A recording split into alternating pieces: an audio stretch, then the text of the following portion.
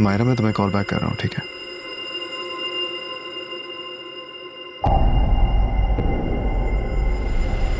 नाजरीन, अगली किस्त में कहानी मजीद सनसनीखेज और पुरस्रार हो जाएगी, जहां जीजी का छुपा हुआ राज अब आहिस्ता आहिस्ता बेनकाब होने के करीब पहुंच चुका है।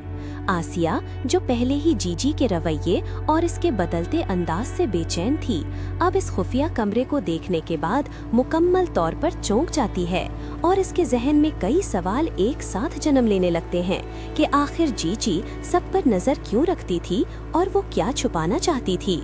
इसी दौरान जुनैद का शक भी यकीन में बदलने लगता है, क्योंकि उसे बार बार ये एहसास होने लगता है कि घर में कुछ ऐसा हो रहा है जो सबकी नजरों से ओझल रखा गया है। एक और मौके पर जुनैद जानबूझकर जीजी की नक्लो हरकत पर नजर रखता है और इसे अंदाजा हो जाता है कि जीजी अक्सर मखसूस औकात में गायब हो जाती है।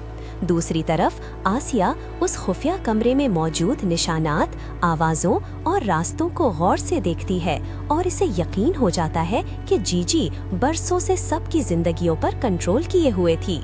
जैसे जैसे आसिया और जुनैद एक दूसरे के करीब आकर अपनी बातें शेयर करते हैं, दोनों इस नतीजे पर पहुंचते हैं कि अगर अब भी खामोश रहे तो जीजी का खेल कभी खत्म नहीं होगा।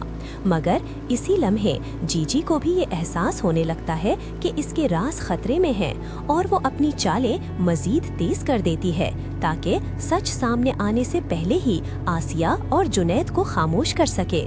अब हालात इस नहज पर पहुंच चुके हैं जहां हर कदम खतरे से भरा है, एतमाद टूटने वाला है और रिश्तों की हकीकत सामने आने वाली है।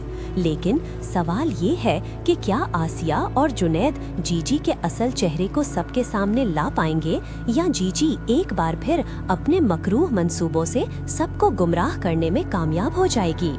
अब हालात इस नहज पर पहुंच चुके हैं जहां हर कदम खतरे से भरा है, एतमाद टूटने वाला है और रिश्तों की हकीकत सामने आने वाली है।